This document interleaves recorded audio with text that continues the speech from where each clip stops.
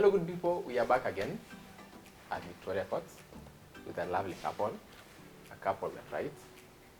And they are here with two books, Diary of a Miaha and Questions of My Youth.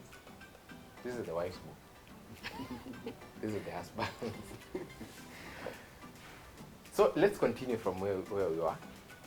Now, you spoke about the wedding. Like you did a very humble wedding because you wanted your focus to be on the marriage rather than on the wedding, which is a mistake so many other people make. So from your experience, like after the humble wedding and how you guys now are having a ball after that wedding, yeah, like what lessons have you drawn from that you chose to go the humble way rather than the extravagant way, and what lessons have you drawn from that? From my end, I'm just proud that we did what we wanted, both of us, as opposed to perhaps what everyone else would expect or want for themselves at our wedding. So I'm just happy that we did what we did, and after one day at a time, we wanted to model this, that it's possible to actually do what you want to do, and thinking through what you want to do, so that it's not saying that I have to wear a white gown glowing all the way the church hallway, because that's how it's always been done, you know. So that we always don't have to fall back on how things have always been done, or that this is the in thing, or because I want my wedding to be the wedding of the year. Because I say in this book that after the wedding, no one remembers if the groom wore happy or not happy socks, or sad socks. So after it's done, it's so done, no one remembers. Do you remember your own wedding? Yeah, but do you remember which socks you wore that day? I have better things to remember. Nice. Okay, what's your take on the same? Yes. It has always been our wish to think through things. If you asked me, Hilary, to sit on this seat, I will ask myself, I may not ask you, why should I sit here and not here? Or why should I sit here facing you? You see, things like that. But we noticed that a lot of that was missing in weddings. People are not asking questions. Why should I have a white gown and not a brown one? And why should my gown cost more than this amount? So we asked ourselves so many questions. Our overriding factor was we wanted to do good. We wanted to start well. We wanted to start from the church. Yeah. And we didn't want theatrics. We didn't want things which maybe you'd call extras. We just wanted to do good, and we didn't want to form WhatsApp groups of committees. We didn't want to disturb people. We didn't want to humiliate or blackmail our friends that, we are wedding, you have to support us, even if they are struggling to meet their costs, things which we had seen around. So look at it. Today, question number 43. Today, if you invite someone to your wedding, there are a number of expectations that they'll have. In their eyes, only in the presence of such things will your wedding be a wedding. First, food. They will assume a lot of food will be there, and people will generally eat to their faith. Secondly, it will be assumed that everything around the wedding should be lavish. The reception will be held at a protected garden with every decoration meant to impress. It will also be assumed that the invitation letters must be printed in glossy and quality paper and must be hand-delivered. Most likely, it will be assumed that the wedding, for the wedding to take place, there must be an active fundraising. So many assumptions. And the tragedy is, some people have assumed so much to a point that they are in. If you tell maybe someone that, I would wish we do this wedding and the reception can be within the same church, they'll almost say you don't love them. Do you think about these things? Those are some of the questions we're asking. And we asked and ended up with a wedding of 70,000 shillings. Actually, it was 67,000 and some few coins. And most people, and mostly us, when we went to Sagana for our honeymoon, I tell you, we looked back and we were so proud that God helped us to do it. let us think through everything we do. That is our message, especially regarding weddings. Now, one of the questions you ask is why humans are spending so much time on their mobile phones, on WhatsApp. So I'm wondering, how do you people relate with mobile phones? I take sometimes guiltily, so I can take a week to reply to WhatsApp messages.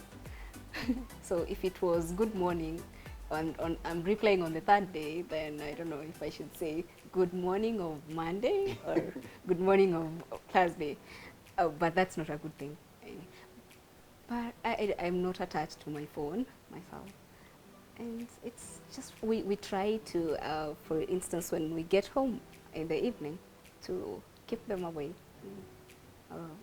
They're mostly on silent mode.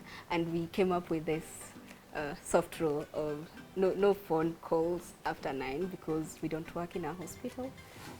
So we don't expect any emergencies after, if it's work, after 7. You know, it's not possible. That's not an emergency. Good thing. Yeah. Yeah. Question number 18. Who will save us from phone distractions? And there are two questions in this regarding phones. What amount of cash price will it take so that we can keep our phones away during meetings? Or what nature of reward can we introduce to get this done? Have you ever been in a meeting of 4 people, for instance, and then all of them are scrolling their phones, and you remain wondering how the meeting will proceed? Soon, you are treated to, that's a good idea. Yes. Oh, have you watched the news?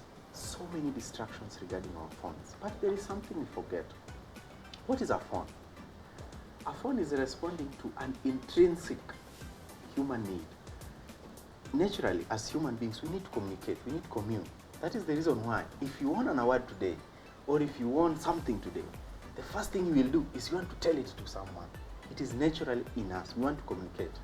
A phone is only coming to help it, so that either we communicate faster, or we communicate with more clarity, or maybe we communicate, I think the two, faster and maybe with more clarity. But again, going back to what I've said, take a moment to think about everything you do.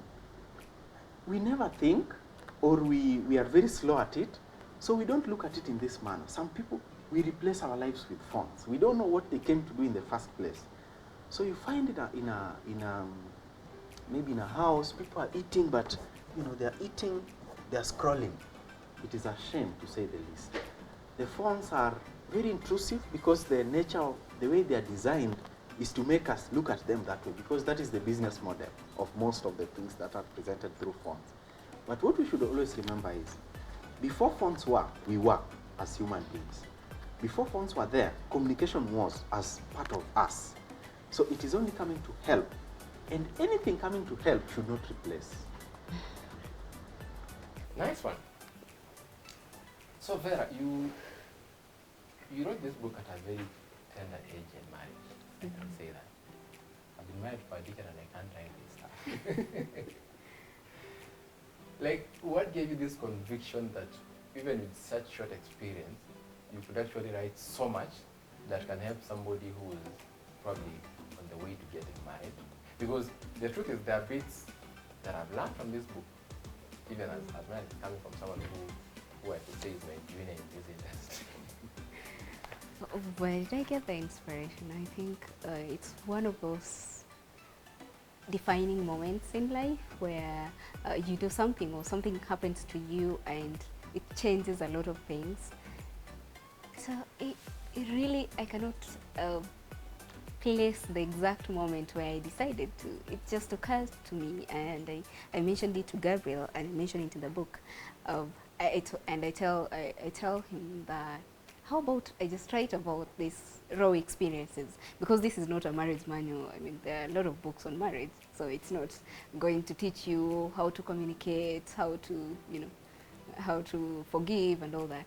But it's just in this 1 year, and of course, you know this, that after you've been married for a while, a lot of young people, especially ladies, would keep asking me, how is married life? And it's not something that I can say in one adjective. So at the end of it, I say that that I could not answer the question about how marriage is in one emotional adjective, but in a spectrum of emotions. The first year of marriage has been one of the best in my entire living. So now, if someone asks me, how was your first year in marriage, I will say it was everything I could have wished it to be. It was too much love, too much laughter, too much hope, too much growth, too much faith in life, too much wisdom in compromise. It was a husband who gives and gives some more. It was also bits of sadness to keep us above the comfort the world offers. It was discovering myself, digging deep inside my soul.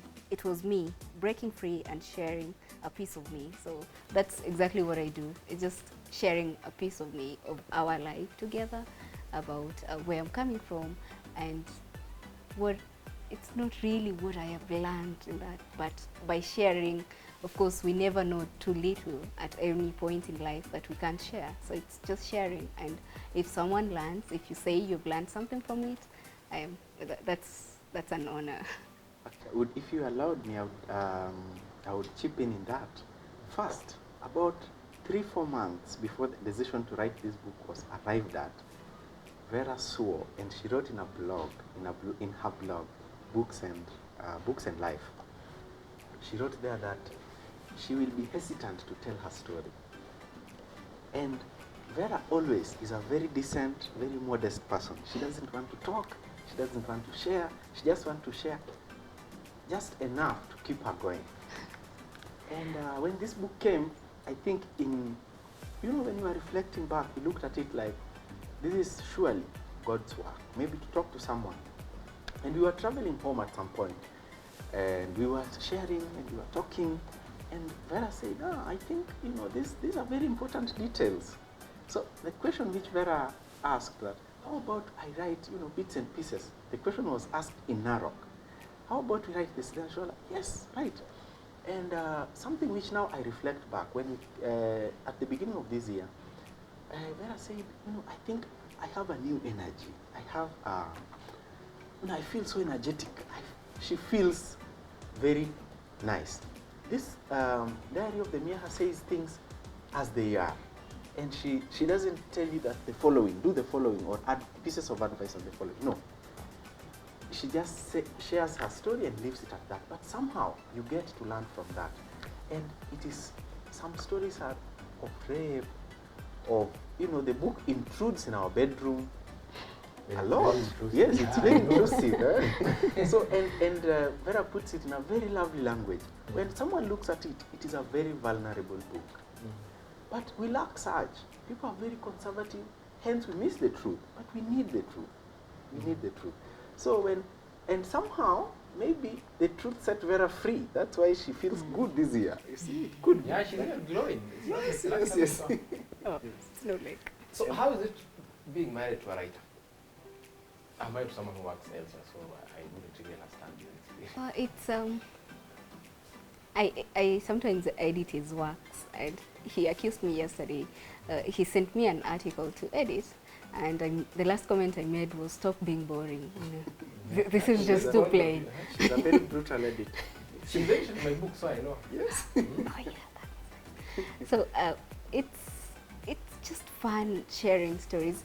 We write mostly. I write a lot of creative writing, and he does a lot of non-fiction articles. Yeah, so they're different in that aspect, but it's nice that he understands what I'm doing and what I'm dedicating this little chunk of my life to, and I do as well understand why he's doing what he does. It's just he's an insider, so we are a team, sort of. Even in writing, I can ask for his opinion, and as a writer, he gives me a closer view of what I want to talk about or what I'm writing than if he wants. Do you think he understands you better because he's a writer? Like if let's say you're married to a chef, would it be different? Wow, I guess. Yes, I think so. And it helps. Yes, it does help. And we really thank God that He brought us together and we share the same passion. It even helps us, to do what we believe we should do, easier and faster. First, being married to a writer is a very good thing. This book, I think Gabriel is mentioned many times in this book. A lot. Yes. Should have been partnered with His Gabriel. content. So, it, at least someone can capture some of the things you will otherwise leave unnoticed. But then, also, remember what I mentioned earlier about writing, or in the other case it was fonts, but in this case it is writing. Writing should be able to serve a goal. We should never, reverse it. So we use our writing as a tool of social good, as a tool to do good. So, when we come together, maybe we discuss something, then, like yesterday we were sharing something, then she thinks of it and says, I think that can make a good article. Then she takes off her phone and writes it in an app called Keep It. Then later on we develop it into a story. We build each other, we give each other ideas, and it's a very good thing to be married to a writer. Though sometimes she writes at night. Like you turn on the bed and she's she's missing. not there. So, that time I'm told that the muse, I'm told there is a muse. So that thing that comes to that, you. yeah. Well, you can't sleep until you go You write can't them. sleep until you go and write. So, such moments, but life goes on. It's a So very at beautiful the moment when each of you wake up independently and realize that it's 3 a.m. and all of us are feeling like writing. So like at 3 a.m. and you go Perhaps guys 4. find everybody's on the laptop. 4 or 5. Yeah. 4 4, 5. 5. Those she mostly writes at night, and I write in the morning mostly. But it's a beautiful thing sometimes to be seated on the same table and you just hear laptops. Yes. You are both writing. So do you guys plan on writing, like one book by the Dindas? If it comes, Because I would love to read that. if it comes, it will. Because sometimes with writing also, it's not something you pre-plan on. A book comes to you and then you produce it. You don't go to a book, it comes to you. Yeah. Well, maybe you could talk to the muse, wherever it is, and We'll send have it. to meet together somewhere. Yes, yes. Yeah. But we've done many writing activities together, and we hope to do more, and trust God that He may use our writing and reading to do His work. So if one of His assignments is to write a book together, then we would really love to do it. That is nice. So the parting shot, like what do you think you can tell guys about your book that I've not mentioned, because we didn't have so much time. We could have talked about this the whole day. Same to Gabriel. As I mentioned, that telling stories is I think one of the most empowering things you can do for yourself. So sometimes we look at it externally, I'm telling people my story, but it's also that rebirth, and it gives you a new beginning. Like I would really say that this book has given me a new beginning in a way that I can't really capture in words. So I think really we should create the space and be more open with our stories, be vulnerable. It's okay. It's okay to be vulnerable. Gabriel, questions? Questions on you. Actually, I'll just add on what Vera said, partly also to be in good books with her, now that, Boy child is silly. Boy child. Yes, so, I would encourage that all of us should consider telling their stories. Imagine for a moment, maybe you may have heard of this somewhere, but imagine for a moment if the Bible was not written. Imagine for a moment if things like maybe the Quran was not written, or if maybe the country's constitution was not written. There was no central place of reference where you can go and you say, it is written here, that. Then you can be able to build on that. Just imagine that for a moment. But look at the Bible, for instance. Is it written in a complicated language? No. Jesus came from here and went here and came here and met this and this and wept here and made wine there and made wine here. It is just the account. But look at it. It has sustained. It gives us points to reflect on. Why then do we only wait for our lives to be interesting for us to write? Why can't we write? I came here, I went there, I came here. I slept hungry. I slept hungry. I I stole came money here. I stole money here. No, that will not be the case. Well, why do we have to look for things which are non-existent? Who told us that our story is not worth writing? I encourage everyone that you should consider writing your story. Life is a combination of many small things, and Vera likes a book called Million Small Things, or what? So she likes little things. A million little things. Very little things. Life is made of little things, but that makes life. Why do we want to ignore the little things and wait for the big one, which most times never comes? It makes us rob the next generation, literally. It helps us to not pass the information to the next generation. I would encourage all of you to write your story in however rudimentary way it is. Just write it. The editors, it is their profession to make the story look good or the story better. There are people, publishers, there are writers' organizations like Writers Guild to help you write your story. Do not be conservative. Don't rob the next generation of your story. Don't rob the next generation of your experience. And write it as simple as it should be. I came from here, went here, came back, did this. As simple as it should be. Let us all write our stories. So that has been an amazing 1 hour of a show, having these two on our set today. And I'm sitting on some comfy furniture here. It's at Victoria Courts, Westlands. You can pop in, they have like amazing furniture.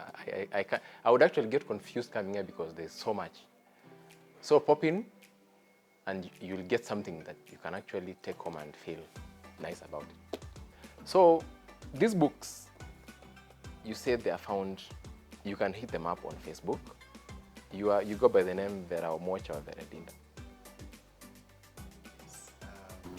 First, the books are found at Writers Guild Kenya, and also through Facebook or through social media. You can just check Writers Guild Kenya, and Instagram, Twitter, Facebook will be able to deliver them to you. However, before you look for our books, we advise normally that you should have a bookshelf at your place. Have 2 or 3 books, yeah? Have a library, home library at home. That we normally recommend to people. So this should be able to build up on your library.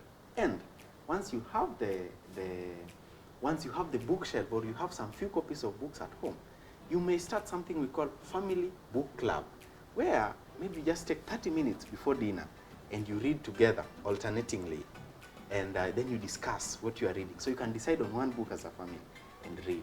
So these books should be able to build on the family book club and also to build on the library you are building at home. Everyone should have a library at home. Now, that's a nice piece of advice. So remember to hit us up on social media, KTN Home, and on Twitter is KTN Home _. And let's do this again next week. See you.